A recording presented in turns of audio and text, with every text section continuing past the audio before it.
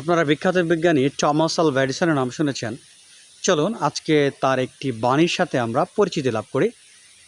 উনি বলেন যে কেউ যদি বলে যে আমি আমার চেষ্টার সমস্তটা অ্যাপ্লাই করেছি, সফল হওয়ার জন্য যতগুলো চেষ্টা করা আমার দরকার, যতগুলো পথ আমার ছিল আমি সমস্ত পথ অ্যাপ্লাই করেছি, এখন কোনো পথ আর আমার কাছে নেই যেই পথের মাধ্যমে আমি সফল হতে পারি। সো আমার এখন কাজ হচ্ছে হাত গুটিয়ে নেওয়া, বসে থাকা। আমার আর কোনো ওয়ে নেই, আমার সব ওয়ে শেষ, আমার সব পথ শেষ, চেষ্টার সমস্ত পথ আমি অ্যাপ্লাই করেছি।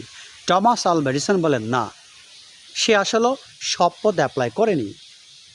মানুষ যখন চেষ্টা করতে করতে এক পর্যায়ে আর পারে না, তখন তার একটা বিকল্প চিন্তা তার মাথায় আসে, তখনই কিন্তু মানুষের উদ্ভাবনশীলতা তৈরি হয়।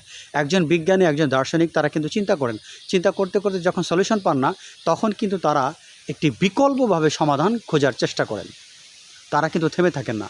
তার মানে চেষ্টার সকল যেই প্রচেষ্টা, এটাকে আমরা মনে করি শেষ হয়ে গিয়েছে, কিন্তু আসলে শেষ হয়নি। আমাদেরকে আরও ভাবতে হবে, বিকল্প পন্থা আমাদেরকে বুঝতে হবে যে বিকল্প কোনো ওয়ে আছে কি না।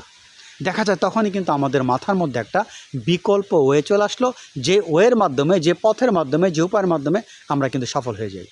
তার মানে আমাদের কখনো এটা ভাবা উচিত হবে না সকল ধরনের চেষ্টা করেছি আর পারছি না, এখন হাত পা গুটিয়ে বসে থাকি, বেকার বসে থাকবো যেহেতু সফলতা আসে না। না, আমরা তখন যদি আরও চিন্তা করি, অবশ্যই একটি একটি সমাধান আমাদের মধ্যে আসবেই। একটা বাস্তব উদাহরণ দিচ্ছি। আমার এক স্টুডেন্ট, তার নানার কোলন ক্যান্সার ধরা দেয়। তিনি ময়মনসিংহে বসবাস করতেন, ঢাকাতে আসছিলেন, তখন আমি তাকে পড়াতাম।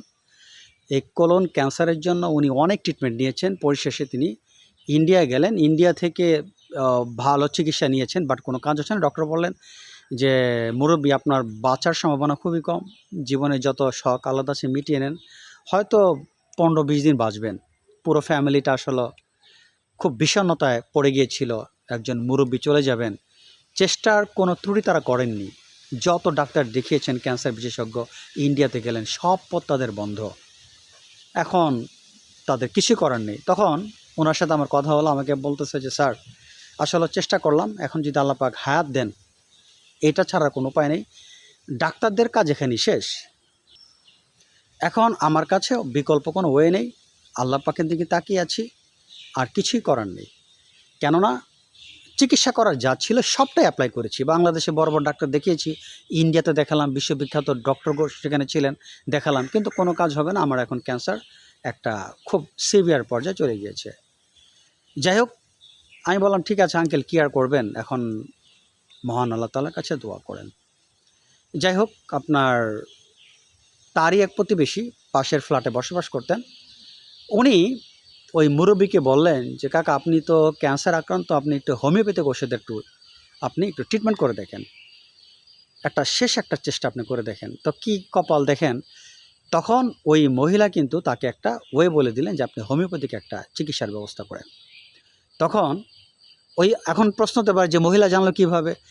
ওই মুরব্বী কিন্তু পাশের বাড়ির ওই মহিলার হাজব্যান্ডের সাথে শেয়ার করেছিলেন যে তোমার জানা আর কোনো ওয়ে আছে কি না, আমি তো সব চেষ্টা করলাম, আর কোনো ওয়ে নাই, এখন তুমি দেখো আর কোনো ওয়ে আছে কি না। ওই ভদ্রলোক কিন্তু তার ওয়াইফের সাথে কথা বলেন, ওই ওয়াইফ কিন্তু তখন এই মুরব্বীকে বলেন আপনি হোমিওপ্যাথিক চিকিৎসা করতে পারেন। তো আমার পরিচিত একজন ডাক্তার আছে, উনি ক্যান্সার ট্রিটমেন্ট করেন, খুব ভালো হোমিওপ্যাথিক ডাক্তার। তখন ওই মহিলা কিন্তু মুরব্বীকে ওই ডাক্তারের কাছে নিয়ে যায়। অবাক হয়ে যাবেন, ওই ডাক্তারের চিকিৎসায় কিন্তু, হোমিওপ্যাথিক ডাক্তারের চিকিৎসায় কিন্তু মুরব্বী খুব সুন্দর জীবনযাপন করে আরও 8 থেকে 10 বছর বেঁচেছিলেন, যেখানে ইন্ডিয়া থেকে তাকে বলেছিল হয়তো 10-12 দিন বাঁচবেন।